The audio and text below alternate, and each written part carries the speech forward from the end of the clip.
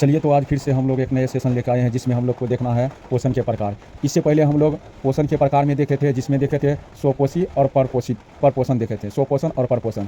और परपोषण में हम लोग एक ख़त्म कर लिए थे, परजीवी के बारे में देख लिए थे। तो आज इसके आगे दूसरा लेकर आए हैं, मृत जीवी। तो आइए इसमें देखते हैं। तो इससे पहले आप लोग वीडियो देख चुके होंगे, तो आज इसमें हम लोग देखते हैं की है। तो आइए इस पर चर्चा करते हैं। देखिए, मृत जीवी यहाँ पे लिखा हुआ है, पर पोषण के वैसे प्रकार जिसमें जीव मृत जीवों या पौधे के शरीर से पोषक तत्वों को अपने शरीर की सतह के माध्यम से अवशोषित करता है, तो उस पोषण को मृत जीवी पोषण कहा जाता है।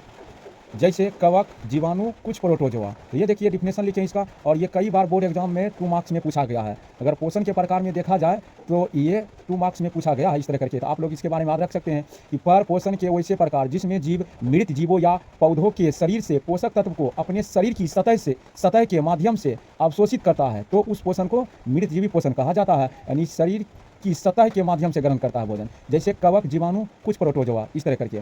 जैसे आप लोग मतलब भोजन में देखते होंगे कि रोटी में फूफंद लग जाते हैं, व्हाइट हो जाते हैं, वो मृत जीवी का ही एक पोषण है। या तो आप लोग इस तरह करके समझ सकते हैं कि जैसे मान लीजिए किसी जीव का मृत्यु हो गया तो वही सड़ गल जाते हैं, और उसी को भोजन के रूप में जो जीव ग्रहण करते हैं उसी को बोलते हैं मृत जीवी। या तो आप लोग बहुत न्यूज़ में देखे होंगे कि कोई भी व्यक्ति का मौत हो जाता है, तो मौत होने के बाद है व्हाट्सएप पर या कहीं और RIP लगाकर खुश हो जाते हैं या वायरल कर देते हैं। ठीक वैसे ही, ठीक उसी प्रकार ये मृत जीव लाश पे उग जाते हैं, और इसी को बोलते हैं मृत जीवी जीव। तो इस तरह करके आप लोग समझ सकते हैं। बस इसमें याद रखना है कि मृत जीवी, मृत मतलब कि मरा हुआ। अगर कोई भी जीव मर गया है और उससे कोई भी जीव भोजन ग्रहण कर रहा है, किस रूप में करता है? तो कार्बनिक रूप में करता है ग्रहण। यहाँ कार्बनिक रूप मेंशन नहीं किया हुआ है, तो आप लोग इस तरह करके याद रख सकते हैं। तो यही जैसे कि एग्जाम्पल में हो गया कवक, जीवाणु और कुछ प्रोटोजोआ। अब आइए इसको अंग्रेजी में देख लेते हैं। लिखा हुआ है सेप्रोफाइटिक न्यूट्रिशन। यहाँ लिखे हैं saprophytic nutrition is a type of heterotrophic nutrition. यानी सेप्रोफाइटिक न्यूट्रिशन जो है ना, ये हेटेरोट्रोपिक न्यूट्रिशन का ही एक प्रकार है। In which organism absorb nutrients from the dead bodies of animals और plants through its body surface. This mode of nutrition is called saprophytic nutrition. इसी को बोलते हैं सेप्रोफिटिक न्यूट्रिशन, या सेप्रोट्रोप्स भी बोलते हैं। जिन जीव में इस प्रकार के पोषण होता है उसी को सेप्रोट्रोप्स भी बोलते हैं। तो ये देखिए अंग्रेजी में लिखे हैं इसको, तो इसको आप लोग सुन सकते हैं। एक बार फिर से पढ़ते हैं। Saprotrophic nutrition is a type of heterotrophic nutrition in which organism absorb nutrients from the dead bodies of animals और plants through its body surface. This mode of nutrition is called saprophytic nutrition. और इसी को हम बोलते हैं कि मृत जीवी हिंदी में। ये देखिए अंग्रेजी में समझ लेते हैं। सेप्रोफिटिक न्यूट्रिशन जो है ना, ये हेटेरोट्रोपिक, यहाँ जो लिखे ना हेटेरोट्रोपिक न्यूट्रिशन का ही प्रकार है, वही लिखे हैं saprophytic nutrition is a type of heterotrophic nutrition in which, जिसमें यहाँ लिखे इन विच, जिसमें organism absorbs nutrients from the dead body of animal. यानी कि मृत शरीर के बॉडी से ये क्या करते हैं? ग्रहण करते हैं। फ्रॉम कहाँ से? ये लिखे डेड बॉडी, यानी फ्रॉम द डेड बॉडी से ग्रहण करते हैं या एब्जॉर्ब करते हैं। वही लिखे हैं डेड बॉडी ऑफ एनिमल्स और प्लांट्स, यानी है ना जीव जंतु या पेड़ पौधे से ये ग्रहण करते हैं। थ्रू इट्स बॉडी सरफेस, किसके थ्रू से करते हैं? तो it's body surface. This mode of nutrition is called saprophytic nutrition. यही हो गया। एग्जांपल देख लेते हैं। फंगस, बैक्टीरिया, सम प्रोटोजोआ, कुछ प्रोटोजोआ भी इसके अंतर्गत आ जाते हैं। यही हो गया है मृत जीवी। इस तरह करके अंग्रेजी में बोलते हैं सेप्रोफिटिक न्यूट्रिशन, या जिन जीवों में इस प्रकार का पोषण होता है उसको बोलते हैं सेप्रोट्रोप्स भी बोलते हैं, इस तरह करके। तो चलिए अब इसके नीचे प्रोनाउंसिएशन देख लेते हैं। यहाँ देखिए, यहाँ लिखे हैं saprophytic nutrition is a type of heterotrophic nutrition in which organism absorb nutrition from the dead bodies of animal और plants through its body surface. This mode of nutrition is called saprophytic nutrition. ये देखिए इसका pronunciation भी लिख दिए हैं, तो आप लोग सुन सकते हैं या ध्यान से देख सकते हैं। चलिए इसको एक बार और पढ़ लेते हैं। Saprophytic nutrition is a type of heterotrophic nutrition in which organism absorb nutrients from the dead bodies of animal और plants through its body surface. This mode of nutrition is called saprophytic nutrition. ये देखिए इसका pronunciation लिख दिया पूरा बेहतरीन से। तो ये देख लिया हम लोग मृत जीवी, यानी दूसरा देख लिए हैं। अब देखते हैं तीसरा। अब तीसरा है प्राणी संपोषण, ये बोला। तो आइए अब इसको देखते हैं। यहाँ लिखे हैं पर पोषण के वैसे प्रकार जिसमें जीव ठोस या तरल भोजन को ग्रहण कर उसे आंतरिक रूप से पचाते हैं, उसे प्राणी संपोषण कहा जाता है। देखिए बेहतरीन से लिखे, पर पोषण के वैसे प्रकार जिसमें जीव ठोस या तरल भोजन को ग्रहण कर उसे आंतरिक रूप से पचाते हैं, उसे प्राणी संपोषण कहा जाता है। जैसे मनुष्य, मेढक, यानी वैसा जीव जो ठोस या तरल रूप में भोजन ग्रहण करते हैं उसी को की बोलेंगे? प्राणी संपोषण जीव। जैसे मान लीजिए मनुष्य हो गया, मनुष्य जो है ना ठोस या तरल रूप में भोजन ग्रहण करते हैं, जैसे चावल, रोटी, ये इस तरह करके इत्यादि भोजन ग्रहण करते हैं। मेढक भी ना ठोस या तरल रूप रूप में भोजन करते हैं, यानी छोटे छोटे जीव को निगल जाते हैं। अगर इसके अपोजिट देखें यानी उल्टा देखें तो हरे पेड़ पौधे देखें ये ऐसा नहीं ग्रहण करते हैं। हम मान लीजिए चावल दाल सब्जी लेकर जाएंगे देने के लिए कि आज जा रहे हैं, पेड़ पौधे को दे देते हैं खाने के लिए, कि वो खाएंगे, कि तो ऐसा थोड़े नहीं को खाएंगे, वो उस रूप में भोजन नहीं ग्रहण करते हैं। तो हम वैसे जीव को प्राणी संपोषण जीव बोलेंगे जो ठोस या तरल रूप में भोजन ग्रहण करता है। किस रूप में? ठोस या तरल रूप में भोजन ग्रहण करता है, उसी को क्या कहेंगे? प्राणी संपोषण कहा जाता है। जैसे लिखे मनुष्य और मेढक, यही हो गया प्राणी संपोषण जीव। अब आइए इसका अंग्रेजी देख लेते हैं।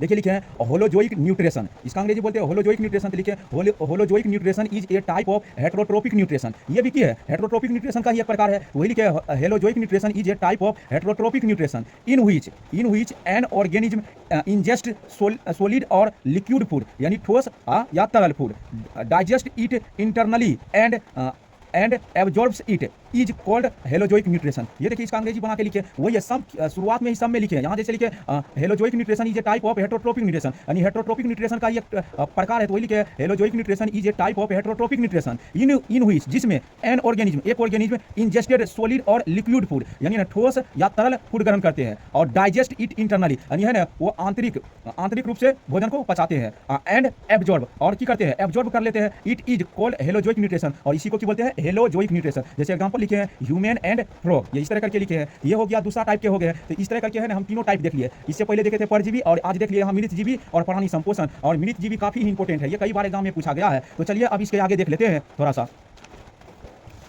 अब दिख रहा होगा आप लोग को स्क्रीन पर बेहतर से। तो आज कुछ क्वेश्चन भी है ऑब्जेक्टिव टाइप का, अब दिख रहा होगा आपको। थोड़ा सा कर रहा था, आप लोग कष्ट कर सकते हैं। देखिए इसका प्रोनाउंसिएशन लिख दिया यहाँ, चलिए पढ़ लेते हैं इसका pronunciation. Holozoic nutrition is a type of heterotrophic nutrition in which an organism ingest solid और liquid food, digest it internally and absorb it is called holozoic nutrition. तो ये देखिए इसका प्रोनाउंसिएशन लिख दिए हैं, आप लोग इसको सुन लीजिए या खुद से लिख के पढ़ सकते हैं। बस कुछ दिन प्रैक्टिस कीजिए, उसके बाद आप खुद अपने लाइन पर आ जाइएगा, आप खुद मतलब अंग्रेजी पढ़ने लगिएगा। देखिए इसको एक बार और पढ़ लेते हैं। लिखिए holozoic nutrition is a type of heterotrophic nutrition in which an organism ingest solid और liquid food, digest it internally and absorb it is called holozoic nutrition. तो यही लिख दिया इनका प्रोनाउंसिएशन। चलिए आज कुछ क्वेश्चन लेकर आए हैं जो कि बिहार बोर्ड में क्वेश्चन पूछा गया है इस तरह करके। ये बड़ा इसको देखने से पहले आइए फिर से एक बार कुछ समझ लेते हैं। तो ये देखिए पहले देख लिया हम लोग, जैसे कि हम रिवीजन करा देते हैं। जैसे देख रहे थे कि हम लोग पोषण के प्रकार देखे थे, जिसमें देखे स्व पोषण और देखे थे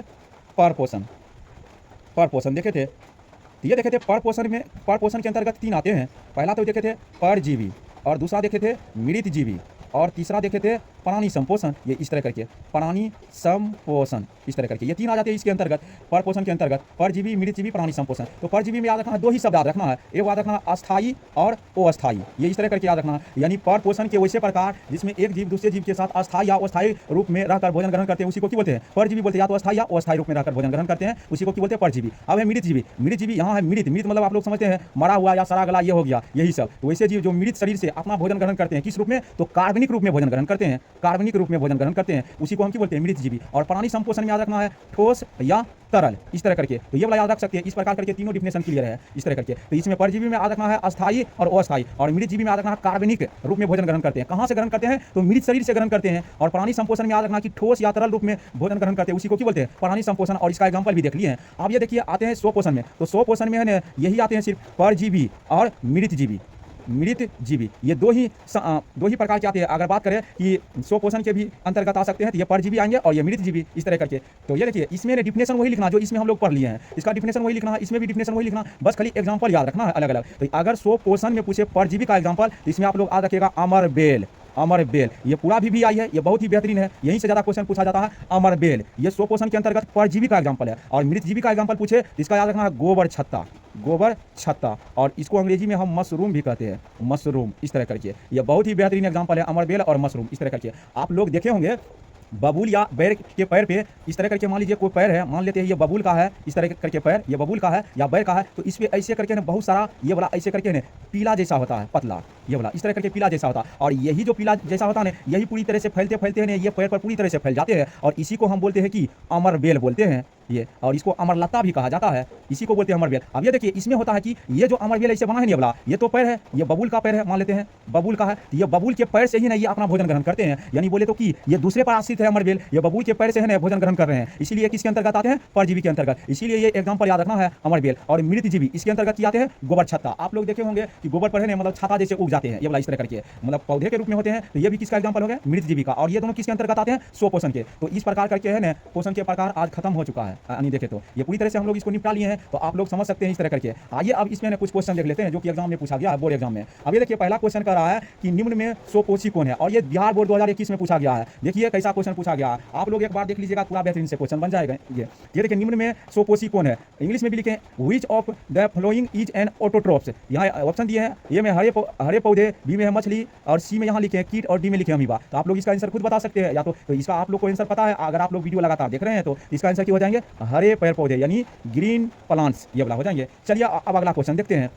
गोबर छत्ता है, ये देखिए 2023 में ही पूछा गया है, यानी देखा जाए तो लेटेस्ट ही है, 2023 में पूछा गया है। गोबर छत्ता है की है, एक मृतजीवी, एक परजीवी, एक स्वपोषी, एक शैवाल। यहाँ अंग्रेजी भी लिखे हैं, ए सेप्रोट्रोप्स, ए पैरासिटिक, और यहाँ लगाएंगे एन ऑटोट्रोप्स, एन एल्गी। तो आप लोग को पता है कि गोबर छत्ता की है, ये की है मृतजीवी है, तो इसका ऑप्शन यही सही हो जाएगा, सेप्रोट्रोप्स, यही हो गया इसका आंसर। अब आइए आगे देखते हैं कि तीसरा क्वेश्चन, कवक में पोषण की कौन सी विधि पाई जाती है, ये तीसरा क्वेश्चन। और ये देखिए 2014 और 2019 दो बार पूछा गया है इस तरह करके। यहाँ अंग्रेजी भी लिखे हैं, what mode of nutrition is found in fungi, या इसको फंजाई भी पढ़ते हैं, फंगी भी बोलते हैं, फंगस भी बोलते हैं। वही लिखे कवक में पोषण की कौन सी विधि पाई जाती है, ये देखिए मृतजीवी, स्वपोषी, प्राणी संपोषण। इसका आंसर क्या हो जाएगा, मृतजीवी, सेप्रोट्रोप्स हो जाएगा इसका आंसर, इस तरह करके यही हो गया इसका आंसर। तो देखिए आप लोग ये इस प्रकार करके क्वेश्चन पूछते हैं, और इसी को उल्टा पुल्टा के 2-4 बार पूछा है इस तरह करके। अगर आप लोग ये वीडियो लगातार देखे होंगे तो आप लोग को क्लियर हो गया होगा। तो इस तरह करके है ना हम लोग ने पोषण के प्रकार को निपटा लिए हैं। अब इसके आगे देखेंगे कि पोषण क्यों जरूरी है और पोषण क्यों अनिवार्य है। ये 2 मार्क्स में क्वेश्चन पूछते हैं, तो ये अगले वीडियो में हम लोग लेकर आएंगे, और अगले वीडियो में हो सकता है कि प्रकाश संश्लेषण के बारे में चर्चा करें,